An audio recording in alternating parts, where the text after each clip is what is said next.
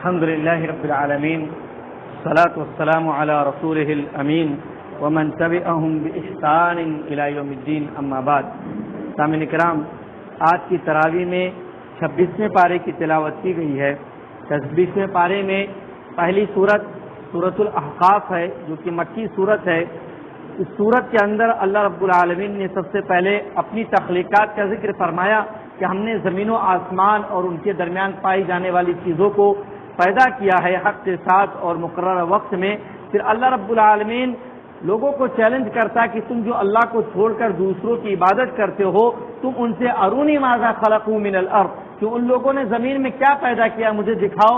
اللہ کو چھوڑ کر جو تم دوسروں کی عبادت کرتے ہو، ام لہم شرک فی السماوات، یا آسمان میں ان کی کوئی شرکت ہے. تو اللہ رب العالمین نے اس طریقے سے غیروں سے مطالبہ کیا اور یہ بات بیان کی کہ قیامت کے دن وہ تمہارے دشمن ہوں گے. جن کو تم اللہ کو چھوڑ کر پکارتے ہو وہ قیامت کے دن تمہارے دشمن ہوں گے، تمہارے کسی بھی طور پر کام نہ آئیں گے. حالانکہ دنیا میں بھی وہ تمہاری بات سنتے نہیں ہیں اور کوئی جواب نہیں دیتے ہیں. اس کے بعد اللہ رب العالمین نے کفار مکہ کی یہ بات بیان فرمائی کہ وہ کہتے کہ اگر یہ چیز بہتر ہوتی لو کان خیرا ما سبقونا الیہ، تو ہم سبقت کرتے، ہم سے تم سبقت لے گئے ہو. اس کا مطلب یہ چیز بہتر نہیں ہے. جو بڑے بڑے مالدار ہیں، عمومی طور پر قوموں کی یہ حالت رہی کہ جو غریب طبقہ، فقیر طبقہ اور عام آدمی ہوتے تھے وہ ایمان لاتے تھے. تو ان کا یہ کہنا ہوتا کہ اگر یہ سچی چیز ہوتی، بہتر چیز ہوتی، تو بڑے بڑے افراد جو ہیں مالدار وہ کیوں نہیں اس کو قبول کر رہے ہیں. تو اس طور پر وہ اسے ٹھکرا دیا کرتے تھے. لیکن جو استقامت والے ہوتے تھے وہ برقرار رہتے، اپنی بات پر قائم رہتے. اور استقامت یہ بڑی ہی عظیم چیز ہے کہ بندہ جو ہے دین کے اوپر قائم رہ جائے. مصیبت آئے، پریشانیاں آئے اور بندہ دین پر قائم رہے، ٹس سے مس نہ ہو، یہ بڑی چیز ہے. ہم تو خاندانی مسلمان ہیں، مسلمان پیدا ہوئے صحیح دین پر چلے، اس لیے ہمیں اس بات کا احساس نہیں ہوتا ہے. ان افراد سے معلوم کیجئے جن کو ایسے حالات کا سامنا کرنا پڑتا ہے. اللہ رب العالمین فرماتا ہے ان الذین قالوا ربنا اللہ ثم استقاموا، یقیناً جن لوگوں نے کہا ہمارا رب اللہ ہے، ثم استقاموا، پھر ان لوگوں نے استقامت اختیار کی، اپنی اس بات پر قائم رہے. رب کو، اللہ کو رب ماننے کے بعد رب ماننے کا جو تقاضا ہے کہ صرف اسی کی عبادت کی جائے، اس کو پورا کرتے رہے، کسی اور کے سامنے نہیں جھکے. فلا خوف علیہم ولا هم يحزنون، تو نہ ان پر خوف ہوگا نہ وہ غمگین ہوں گے. اولئک اصحاب الجنۃ خالدین فیہا، یہی وہ لوگ ہیں جو جنت میں داخل ہوں گے اور اس میں ہمیشہ ہمیشہ رہیں گے. استقامت رہے گی تو جنت میں داخل ہوں گے. اللہ کے رسول اکرم صلی اللہ علیہ وسلم کو بھی اللہ رب العالمین نے حکم دیا فاستقم کما امرت، جیسا تم کو حکم دیا گیا ہے آپ ویسے ہی استقامت اختیار کیجئے. ڈاواں ڈول ہونے کی ضرورت نہیں ہے. ورنہ کفار مکہ آپ کے پاس آتے تھے، کہتے تھے اگر آپ دنیا کی دولت چاہتے تو بولیے، ہم آپ کو اتنی دولت دیں گے کہ آپ مکہ کے سب سے مالدار بن جائیں گے. دنیا کی کوئی خوبصورت لڑکی چاہیے تو بولیے، ہم آپ کو وہ حاضر کر دیں گے. آپ کو سلطنت حکومت چاہیے تو ہم آپ کو اپنا حاکم اور سلطان تسلیم کرنے کے لیے تیار ہیں. یا پھر آپ کو کوئی اور چیز چاہیے، آپ کو کوئی بیماری ہو گئی ہے، پاگل پن کی شکار ہو گئے تو ہم اس کا بھی علاج کرا دیتے. ہر آفر وہ لوگ دیتے. لیکن دین برحق کو چھوڑنے کے لیے اللہ کے رسول اکرم صلی اللہ علیہ وسلم کسی بھی طور پر تیار نہیں ہوتے. اس کے بعد اللہ رب العالمین نے والدین کے ساتھ حسن سلوک کا ذکر کیا کہ والدین کس طریقے سے، خاص طور پر والدہ یعنی ماں جو ہے کس طریقے سے تکلیف پر تکلیف اٹھا کر بچے کی پرورش کرتی ہے، دودھ پلاتی ہے، اسے سنبھالتی ہے. اور پھر جب بڑا ہو جاتا ہے تو بندے کو شکر ادا کرنا چاہیے اللہ رب العالمین کی نعمتوں کا. اور اللہ رب العالمین نے جو نعمتیں اس پر، اس کے والدین پر کی ہیں، ان سب کا شکر ادا کرنے کی ضرورت ہے.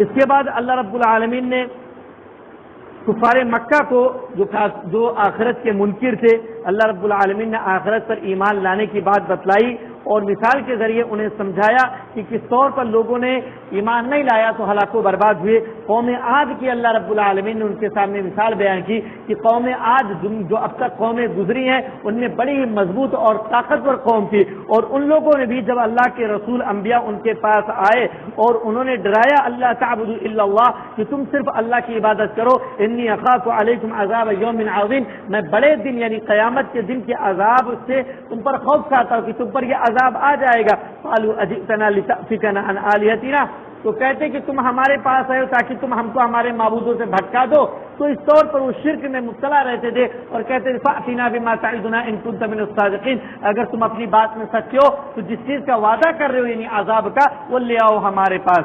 تو اس طور پر ان لوگوں نے ہٹ دھرمی کی، مکہ والوں نے بھی ہٹ دھرمی کی، تو اللہ رب العالمین نے ان کا بھی خاتمہ کیا، ان کو بھی ہلاک و برباد کیا۔ یہ سورۃ احقاف نبوت کے 10ویں سال یعنی جب نبی کو بنایا گیا، نبی اللہ کے رسول کو نبی بنایا گیا تو 10 سال میں 10ویں سال یہ سورت کا نزول ہوتا ہے، اور اس سال کو اللہ کے رسول اکرم صلی اللہ علیہ وسلم نے سیرت میں عام الحزن قرار دیا گیا، غم کا سال، کیونکہ اس سے پہلے 3 سال تک اللہ کے رسول اور آپ پر ایمان لانے والے اور آپ کا خاندان بنی ہاشم مکہ والوں نے بائیکاٹ کر دیا تھا، اور یہ لوگ شعب ابی طالب کے اندر ایک گھاٹی کے اندر قید ہو کر رہ گئے تھے، کوئی سامان وہاں آتا جاتا نہیں تھا، یہاں تک کی نوبت آ گئی تھی پتے کھا کر گزارا کر رہے تھے، پتے وغیرہ کھا کر یہ گزارا کر رہے تھے، اتنی مصیبت آئی، اور جب کسی طریقے سے ان کا یہ جو بائیکاٹ ختم ہوتا ہے اور یہ باہر آتے ہیں تو ابو طالب کا انتقال ہو جاتا ہے، جو بہت بڑے سپورٹر ہوتے ہیں اللہ کے رسول کو اور مددگار ہوتے ہیں، گھر سے وہ ایمان نہیں لائے تھے لیکن رشتہ داری کی وجہ سے سپورٹ کرتے تھے، تو مکہ والوں کی ہمت نہیں ہوتی تھی دیگر افراد کی کہ وہ اللہ کے رسول کو کوئی زخم اور تکلیف پہنچا سکے۔ اور دوسری چیز جو اما خدیجہ رضی اللہ تعالی عنہا تھی، آپ کی پہلی بیوی زوجہ محترمہ ام المؤمنین رضی اللہ عنہا، وہ جو آپ کو سپورٹ کرتی تھی وہ بھی انتقال کر گئی، تو بڑی تکلیف آپ کو ایک ساتھ ملی اللہ کے رسول اکرم صلی اللہ علیہ وسلم کو، اور مکہ والوں کو موقع مل گیا کہ اب کوئی روکنے والا نہیں، تو مزید آپ کو تکلیفوں میں مبتلا کرنے لگے، آپ کو پریشان کرنے لگے۔ اللہ کے رسول صلی اللہ علیہ وسلم قریب میں جو طائف شہر تھا، طائف جاتے ہیں اور وہاں کے لوگوں سے یہ چاہتے ہیں کہ وہ میری مدد کرے، ایک ایک سردار سے جا کر بات کرتے ہیں، دین اسلام کی تبلیغ کرتے ہیں، حقانیت بیان کرتے ہیں، لیکن اولاً وہ تو قریش مکہ کے خوف کی وجہ سے قریش مکہ کی پورے عرب میں بھاگ بیٹھی ہوئی تھی، کیونکہ مکہ شہر تھا، خانہ کعبہ تھا، ایک مرکزی جگہ سینٹر تھا، اس وجہ سے سب لوگ اس سے ڈرتے تھے، تو مکہ والے اپنی حکومت سلطنت اور تجارت کی وجہ سے ایمان نہیں لاتے تھے، تو طائف گئے کہ وہاں کے لوگوں کو سمجھا کر اپنے سپورٹ میں کیا جائے، یا کم از کم اپنی حفاظت کی ذمہ داری ان کو دی جائے کہ تم ہماری میری حفاظت کرو۔ اللہ کے رسول وہاں پہنچتے ایک ایک سردار کو سمجھاتے ہیں، لیکن کوئی بھی تیار نہیں ہوتا ہے، بلکہ وہاں کے گنڈوں کو آپ کے پیچھے لگا دیتے ہیں، وہ مارتے ہیں آپ کو، حتیٰ کہ آپ کا خون جوتے میں جا کر جم جاتا ہے۔ اللہ کے رسول ایک باغ میں پہنچتے ہیں، وہاں آرام کرتے ہیں، اس کے بعد اللہ رب العالمین آپ کی تسلی کے لیے وہاں سے جنوں کا ایک قافلہ گزارتا ہے، قافلہ گزرتا ہے، اور وہ قافلہ اللہ کے رسول نماز پڑھ رہے ہوتے ہیں، قرآن کی تلاوت کر رہے ہوتے ہیں، وہ قافلہ آپ کی قرأت سن کر قرآن مجید کی تلاوت سن کر رک جاتا ہے اور پھر ایمان لے آتا ہے۔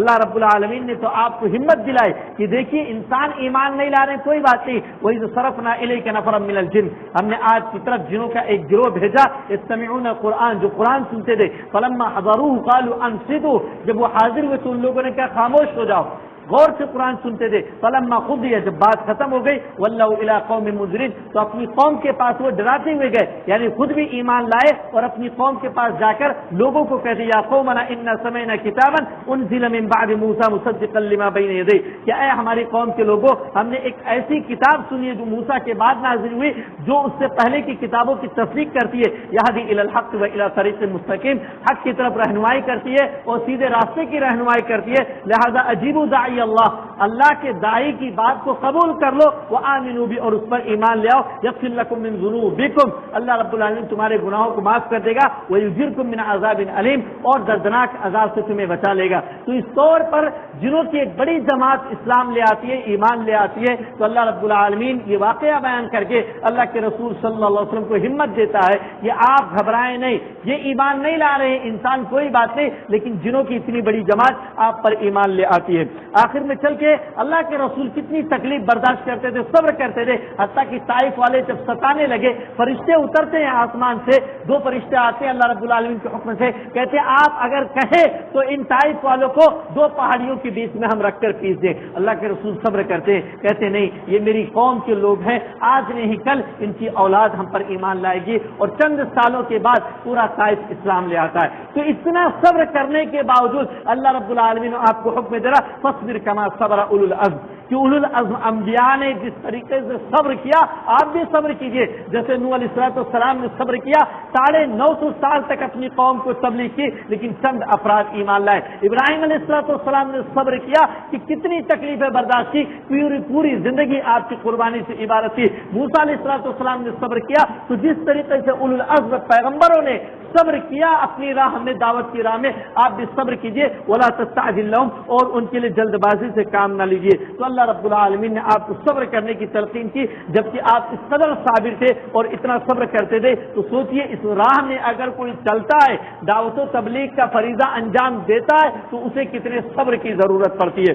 اس کے بعد سورہ محمد کا آغاز ہوتا ہے جو کہ مدنی سورت ہے. اس سورت کے اندر اللہ رب العالمین نے کافروں کی ہلاکت و بربادی کا ذکر فرمایا ہے.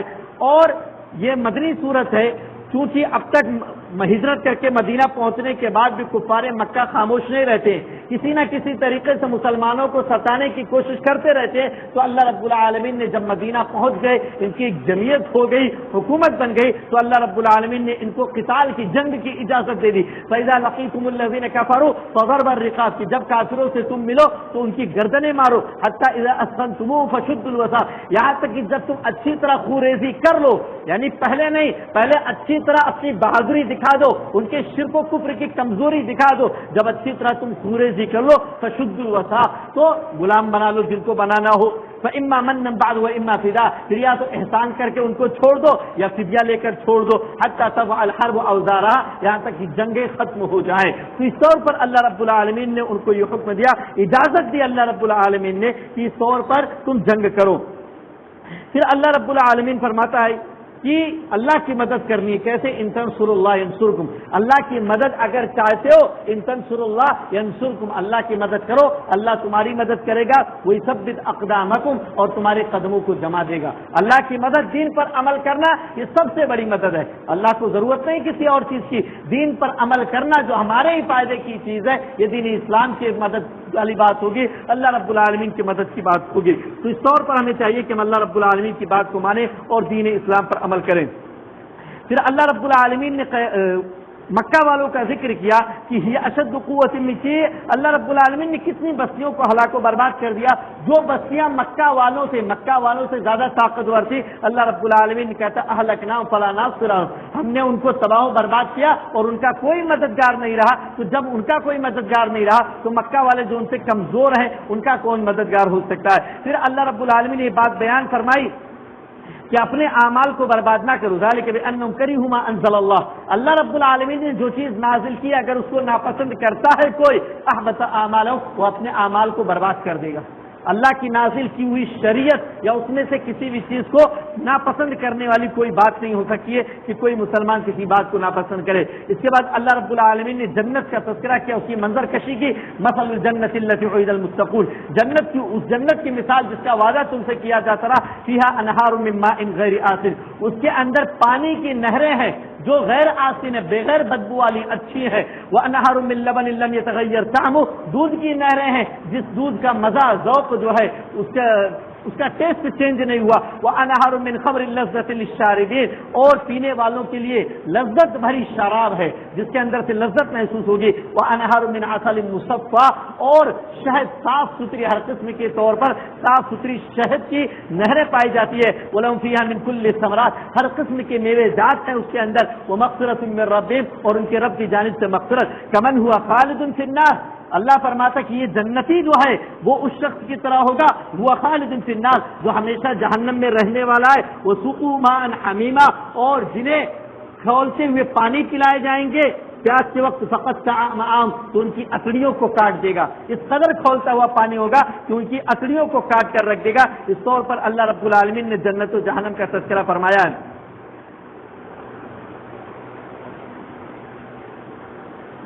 اس کے بعد اللہ رب العالمین نے یا ایھا الذین آمنوا اطیعوا اللہ واطیعوا الرسول ولا تبطلوا اعمالکم بیان کیا کہ ایمان والو اللہ کی اطاعت کرو اور رسول کی اطاعت کرو اور اپنے اعمال کو برباد نہ کرو. جو اعمال کیے ہو ان کو اکارت نہ کرو، کیونکہ اللہ اور رسول کی اطاعت چھوڑ کر کسی اور کی اطاعت کرو گے، کسی اور راہ پر چلو گے تو تمہارے سارے اعمال برباد ہو جائیں گے۔ اس کے بعد اللہ رب العالمین نے بخیلی کی مذمت بیان کی کہ بخیلی کرنا کسی بھی طور پر درست نہیں۔ واللہ الغنی وانتم الفقراء، اللہ بے نیاز ہے، مالدار ہے، اس کو تمہاری کسی چیز سے ضرورت نہیں۔ وانتم الفقراء، اور تم جو ہے فقیر، وان تتولوا، اور اگر تم نے روگردانی کی، یستبدل قوما غیرکم، تو اللہ رب العالمین تم کو بدل دے گا اور دوسری قوم کو لے آئے گا، ثم لا یکونوا امثالکم، جو تمہاری طرح نہ ہوگی۔ اس کے بعد سورہ فتح جو کہ مدنی صورت ہے، آغاز ہوتا ہے اس سورت کی ابتدا یہ سن 6 ہجری کی بات ہے کہ اللہ کے رسول کو خواب دیکھتے ہیں، اللہ کے رسول اکرم صلی اللہ علیہ وسلم کہ آپ خانہ کعبہ کا طواف کر رہے ہیں احرام پہنے ہوئے۔ صبح اٹھتے ہیں، اللہ کے رسول خواب کے تعلق سے بیان کرتے ہیں، پھر 1400 صحابہ کرام کو لیتے ہیں اور مکہ کی طرف نکل پڑتے ہیں، کیونکہ 6 سال سے آپ مکہ سے باہر تھے، مکہ اور خانہ کعبہ کی زیارت نہیں کر سکے تھے۔ صحابہ کرام تو دل کے اندر جذبہ ہوتا ہے کہ خانہ کعبہ کی زیارت کی جائے۔ پہنچتے ہیں، جب حدیبیہ کے مقام پر پہنچتے ہیں تو مکہ والے داخل نہیں ہونے دیتے ہیں۔ اللہ کے رسول اکرم صلی اللہ علیہ وسلم عثمان رضی اللہ تعالیٰ عنہ کا اپنا سفیر بنا کر بھیجتے ہیں کہ جاؤ مکہ والوں سے گفتگو کرو کہ ہم جنگ کرنے کے لیے نہیں آئے، خانہ کعبہ کی زیارت اور عمرہ کرنے کی غرض سے آئے ہیں۔ حضرت عثمان جاتے ہیں، واپس آنے میں کچھ تاخیر ہوتی ہے، یہ افواہ پھیل جاتی ہے کہ حضرت عثمان کو قتل کر دیا گیا ہے۔ حضرت عثمان کے تعلق سے جب یہ افواہ پھیل جاتی ہے تو اللہ کے رسول اکرم صلی اللہ علیہ وسلم سارے صحابہ کرام سے عہد و پیمان لیتے ہیں، یہ معاہدہ کرتے، مبایعت کرتے ہیں کہ ہم جب تک حضرت عثمان کے قتل کا بدلہ نہیں لے لیں گے تب تک یہاں سے جائیں گے نہیں۔ ایک ایک آدمی اپنی جان کا نذرانہ پیش کر دے گا، لیکن بعد میں یہ خبر غلط ثابت ہوتی ہے کہ حضرت عثمان رضی اللہ تعالیٰ عنہ کو قتل نہیں کیا گیا۔ حضرت عثمان کو کہا جاتا ہے کہ آپ آئے ہیں، آپ چاہیں تو خانہ کعبہ کی زیارت کر لیں، طواف کر لیں، آپ کو ممانعت نہیں ہے، تو منع کر دیتے ہیں کہ میں اپنے ساتھیوں اور اللہ کے رسول اکرم صلی اللہ علیہ وسلم کو چھوڑ کے تنہا کیسے اس عمل کو انجام دوں۔ لہذا پھر سفارت والی بات ہوتی ہے، دونوں فریقوں میں گفتگو ہوتی ہے اور کچھ معاہدے ہوتے ہیں کہ آپ اس سال عمرہ نہیں کریں گے، آئندہ سال آئیں گے، کہ ہماری عزت کی بات ہے، آدمی عزت پر لے لیتا ہے، ہماری عزت کی بات ہے، آپ اس سال عمرہ نہیں کریں گے، آئندہ سال آئیں گے، بغیر جنگ کی نیت سے آئیں گے، ہتھیار لے کے نہیں آئیں گے، یعنی مختلف قسم کے معاہدے ہوتے ہیں۔ اور یہ کہ ہمارے یہاں سے جو بندہ اسلام قبول کر کے آپ کے پاس چلا جائے گا آپ ہمیں لوٹا دیں گے، اور جو آپ کے پاس سے ہمارے پاس آ جائے گا ہم اسے نہیں لوٹائیں گے۔ تو کچھ باتیں ایسی ہوتی ہیں جو بظاہر ایسا لگتا ہے کہ وہ اسلام کے خلاف ہے۔ حضرت عمر بن خطاب اور کچھ دیگر صحابہ کرام پس و پیش میں ہوتے ہیں، کہتے کہ جب ہم کمزور تھے تب ہم ان کے سامنے نہیں جھکتے تھے، آج ہم جب بڑے ہیں، طاقتور ہیں، اتنی بڑی فوج رکھتے ہیں، اتنے زیادہ تعداد میں ہم لوگ ہیں، تو ہم ان کی باتوں کو کیوں تسلیم کر رہے ہیں کہ ہم ان کے آدمی لوٹا دیں گے اور اپنے آدمی نہیں لوٹائیں گے۔ ساری باتیں جو تھی تو اللہ کے رسول فرماتے ہیں کہ اللہ رب العالمین نے مجھے ایسا کرنے کا حکم دیا ہے، لہذا خاموش ہو جاتے ہیں۔ نوبت یہاں تک آتی ہے کہ اللہ کے رسول کہتے ہیں یہیں پر اب قربانی کرنی ہوگی، صحابہ کرام تیار نہیں ہوتے۔ اس وقت جو محترمہ اللہ کے رسول کی بیوی ام المؤمنین رضی اللہ عنہ وہاں رہتی ہیں، اللہ کے رسول ان کے پاس پہنچتے ہیں، کہتے ہیں سمجھ میں نہیں آ رہا، صحابہ کرام بات نہیں سن رہے ہیں میری جو ہے اس طور پر۔ اللہ کے رسول سے وہ کہتے ہیں کہ آپ جائیے، آپ اپنا موڑن کروائیے، بال کٹوائیے اور جو ہے اپنے جانور کو ذبح کر دیجیے۔ اللہ کے رسول جاتے ہیں، صحابہ کرام بھی دیکھتے ہیں اور پھر صحابہ کرام بھی یہی طرز عمل اختیار کرتے ہیں، وہ سب بھی۔ تو بظاہر ایسا لگتا ہے کہ مسلمانوں کو نقصان ہوا، لیکن بہت بڑی کامیابی ملتی ہے۔ اللہ فرماتا انا فتحنا لک فتحا مبینا، ہم نے آپ کے لیے آپ کو کھلی فتح عطا کر دی۔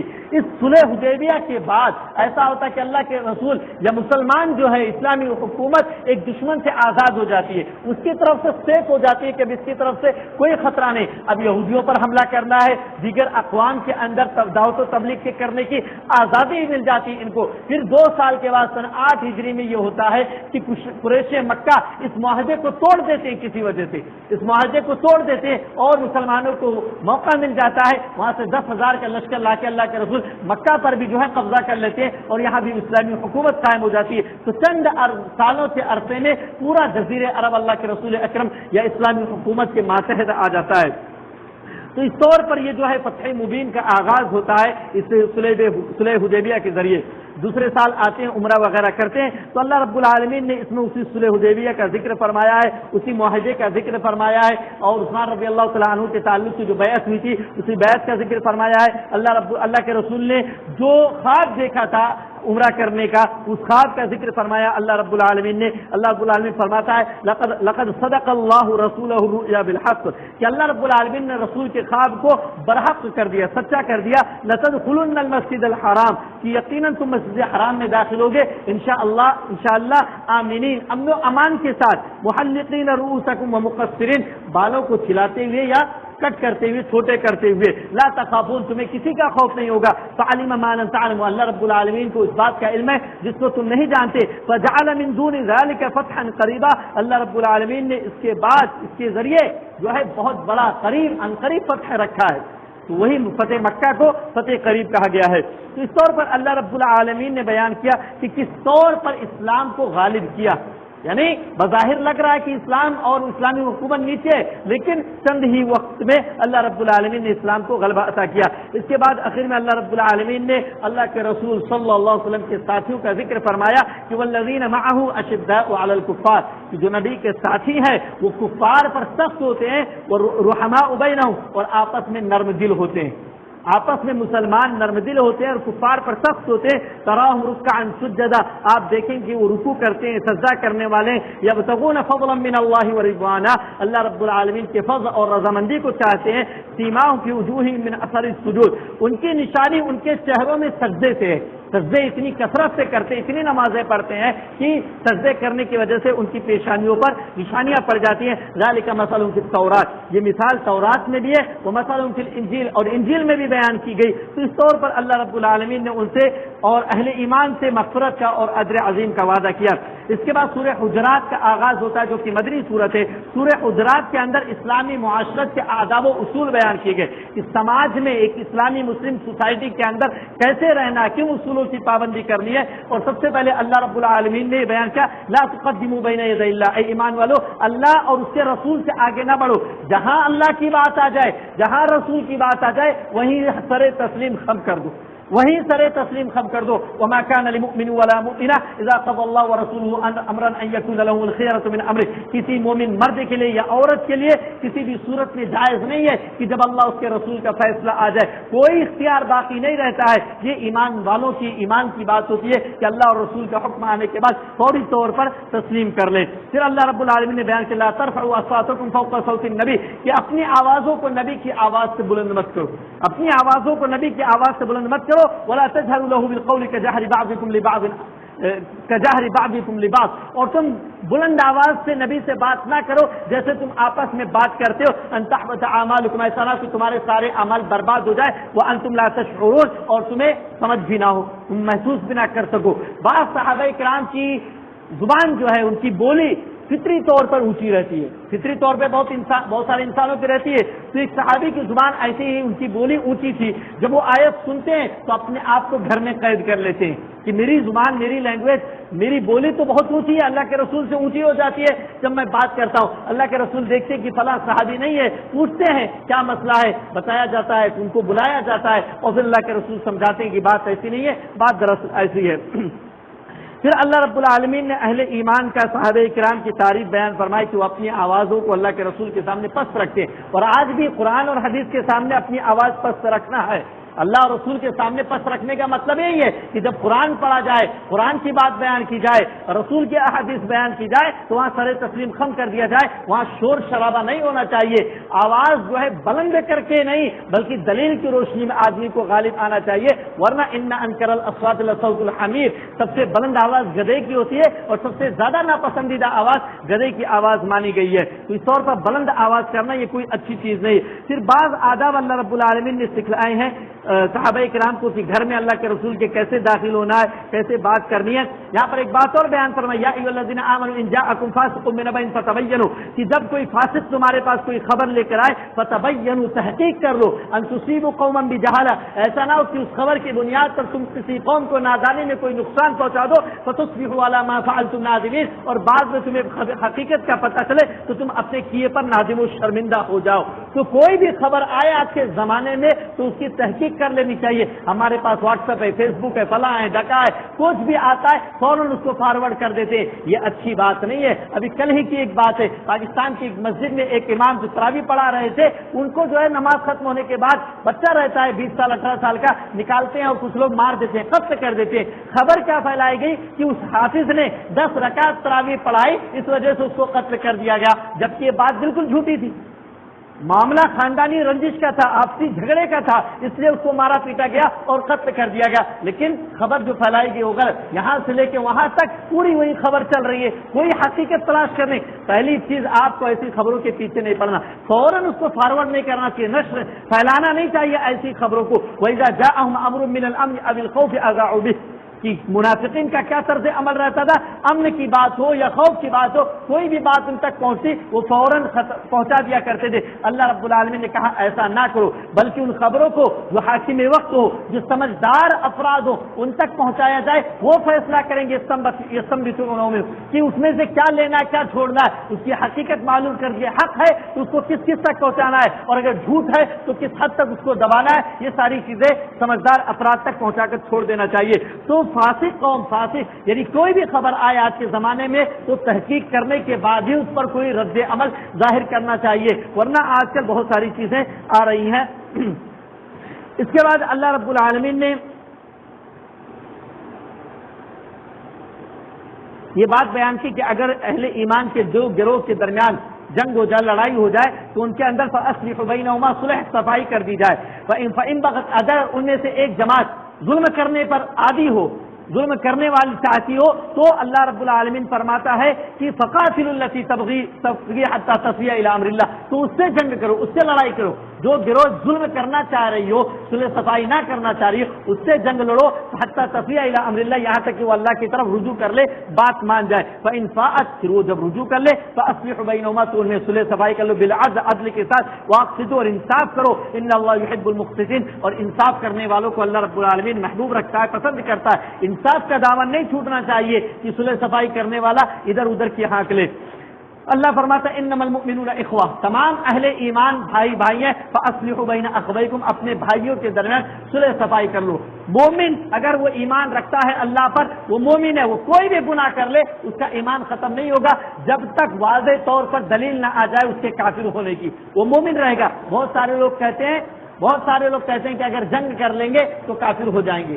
بعض ایسی جماعت, ایسا فرقہ ہے جو اپنے آپ کو اسلام کے ماننے والے کہتے ہیں, ان کا یہ عقیدہ ہے کہ ایسے لوگ کافر ہو جائیں گے اگر وہ آپس میں جنگ کر رہے تھے دو مسلمان, جبکہ بات ایسی نہیں ہے, کیونکہ اللہ نے دونوں کو کہا انما المؤمنون اخوہ, اہل ایمان آپس میں بھائی بھائی ہیں. پھر اللہ رب العالمین نے جھگڑے کے اسباب, سماج و معاشرے کے اندر عام طور پہ جھگڑے کن اسباب سے ہوتے ہیں اللہ بیان فرماتا ہے, یا ان چیزوں سے روکا ہے. یا ایھا الذین آمنوا لا یسخر قوم من قوم عسى ان یکونوا خیرا منهم, کہ اے ایمان والو آپس میں ایک دوسرے کا مذاق نہ اڑاؤ.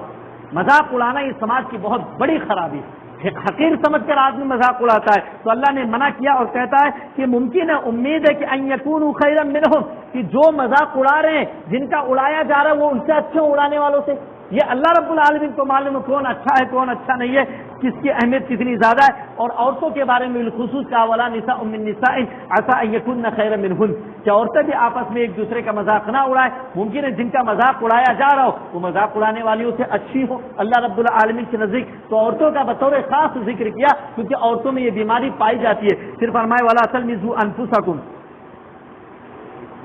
آپس میں لوگوں کو برا بھلا مت کہو. ولا تنابزوا بالالقاب, برے القاب سے نہ پکارو. بئس الاسم الفسوق بعد الایمان, ایمان لانے کے بعد فسق بڑا ہی بری چیز ہے, برا نام ہے. ومن لم يتب, جو توبہ نہیں کرے گا, فاولئک هم الظالمون, وہ ظالم ہے. پھر فرمایا یا ایھا الذین آمنوا اجتنبوا کثیرا من الظن, اے ایمان والو زیادہ گمان کرنے سے بچو, بدگمانی سے بچنا ہے. ایک مسلمان کے تعلق سے نارمل اچھا گمان رکھنا ہے, حسن ظن, اچھا گمان رکھنا ہے ایک مسلمان کے تعلق سے. قرید نہیں کرنا ہے, اسے تجسس میں جاسوسی نہیں کرنی کسی مسلمان کی, جو سامنے ہے اسی کے مطابق آپ کو فیصلہ کرنا ہے. ان بعض الظن اثم, بعض گمان بدگمانیاں جو کہ گناہ ہوتے ہیں. ولا تجسسوا, جاسوسی نہ کرو. ولا یغتب بعضکم بعضا, ایک دوسرے کی غیبت نہ کرو, غیبت نہیں کرنا. ایحب احدکم ان یاکل لحم اخیہ میتا فکرہتموہ, غیبت کی مثال اللہ رب العالمین بیان فرما رہا ہے. کیا تم پسند کرتے ہو کہ تم میں سے کوئی اپنے مردار بھائی کا گوشت کھائے؟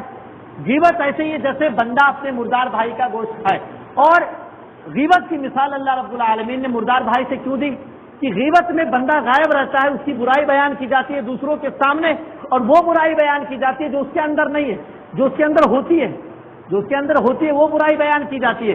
اگر وہ برائی بیان کی جائے جو اس کے اندر نہیں ہے تب تو بہتان لگا دی گئی، اس کے اندر اس پر بہتان لگائی گئی، تو بہتان کی سزا تو اور بڑی ہے۔ تو اللہ رب العالمین نے اس کی مثال مردار بھائی سے اس وجہ سے دی کہ جس طریقے سے اس غائب جس کی غیبت کی جا رہی ہے اس کو خبر نہیں ہوتی ہے اس کے پیٹھ پیچھے کیا باتیں بیان کی جا رہی ہے، تو ایسے مردار شخص کے گوشت کو کھایا جا رہا ہے اور مردار کو کیا پتا ہے، اس کو کوئی تکلیف نہیں ہے، کوئی نقصان نہیں، کوئی فرق نہیں پڑتا ہے، تو ایسے جس کی غیبت کی جا رہی ہے اس کو بھی کوئی فرق نہیں پڑتا ہے۔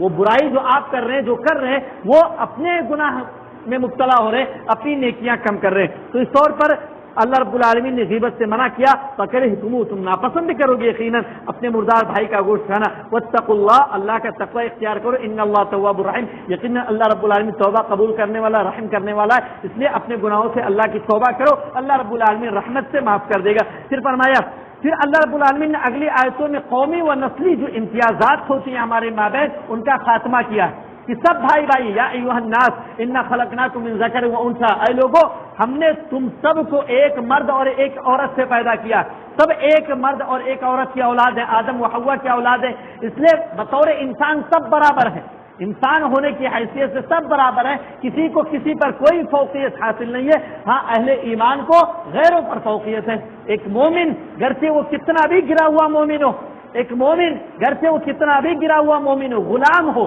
غلامی کا زمانہ ہو، بندہ غلام ہو، فقیر ہو، کتنا بھی محتاج ہو، وہ بڑے سے بڑے کافر سے اچھا اور افضل ہے اللہ رب العالمین کے نزدیک، گرچہ وہ کتنا بھی گنہگار ہو۔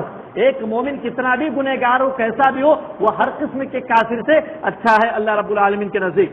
اللہ نے فرمایا وَجَعَلْنَاكُمْ شُعُوبًا وَقَبَائِلَ، اور ہم نے تم کو قبیلوں میں، خاندانوں میں بنا دیا، تقسیم کر دیا، لِتَعَارَفُوا تاکہ تم آپس میں ایک دوسرے کو جانو، جان پہچان کے لیے کہ فلاں فلاں قبیلے کا ہے، فلاں فلاں خاندان کا ہے، یہ جان پہچان کے لیے، تعارف کے لیے اللہ رب العالمین نے یہ چیز بنائی، ورنہ خان کو پٹھان پر، خان کو قریشی پر، یا کسی کو کسی پر کوئی فضیلت نہیں حاصل ہونے والی کہ میں فلاں ہوں، میں ڈھکا ہوں، کوئی خاندانی نسبت کوئی فائدہ نہیں دینے والی۔ اللہ کے رسول اکرم صلی اللہ علیہ وسلم فرماتے ہیں من بطأ به عمله لم يسرع به نسبه، جس کا عمل اس کو پیچھے کر دے اس کا نسب حسب خاندان اس کو آگے نہیں بڑھا سکتا ہے۔ اس لیے اللہ کے رسول نے اپنی بیٹی سے کہا تھا سلیمی ما شئتی، جو مانگا ہے مانگ لو دنیا میں، وما اغنی عنک من اللہ شیئا، اللہ رب العالمین کے پاس میں تم کو کچھ بھی نہ دے سکوں گا، نہ بچا سکوں گا۔ تو خاندان، حسب، نسب یہ کوئی بھی چیز فائدے والی چیز نہیں ہے، اصل چیز کیا ہے اللہ رب العالمین بیان فرماتا ہے ان اکرمکم عند اللہ اتقاکم، تم نے سب سے زیادہ باعزت اور سب سے زیادہ افضل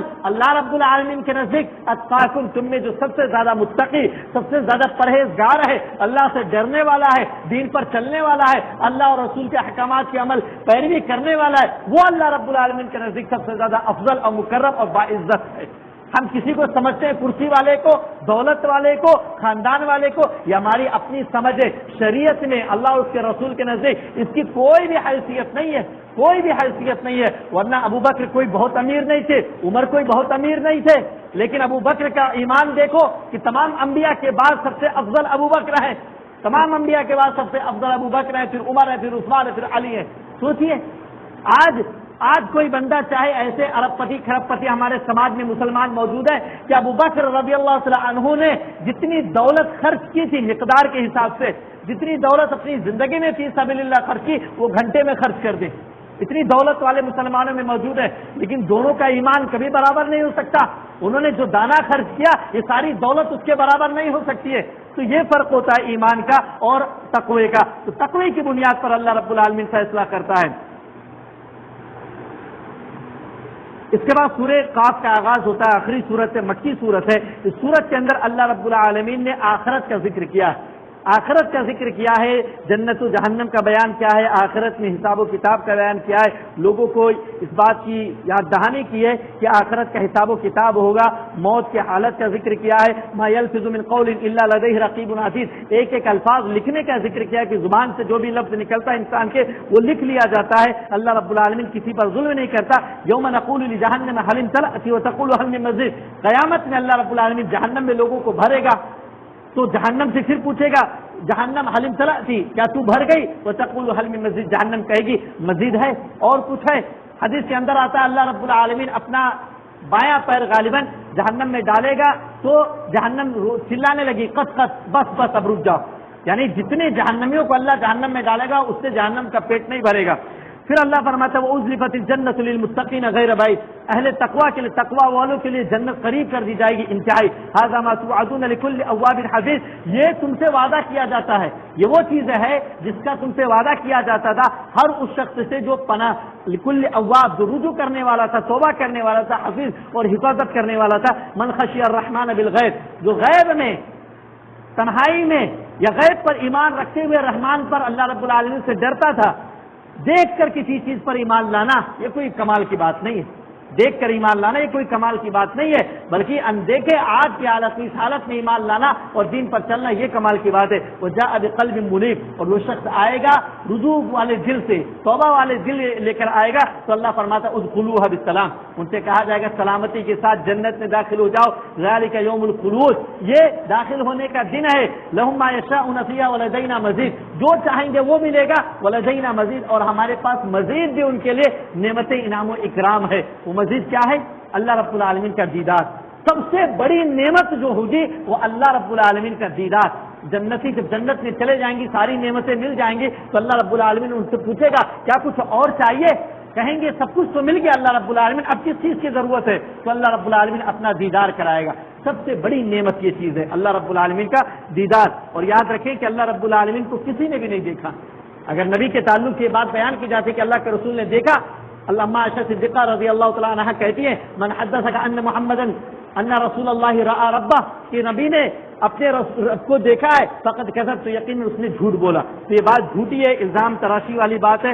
اللہ رب العالمین سے دعا کو کہ ہم تمام لوگوں کو قرآن مجید کو سمجھ کر پڑھنے کی توفیق عطا فرمائے، قرآن مجید کو سمجھ کر پڑھنے کی توفیق عطا فرمائے، قرآن مجید کے احکامات پر عمل کرنے کی توفیق عطا فرمائے، قرآن مجید میں غور و فکر اور تدبر و تفکر کی توفیق عطا فرمائے، سمجھنے اور اس کے مطابق زندگی گزارنے کی توفیق عطا فرمائے۔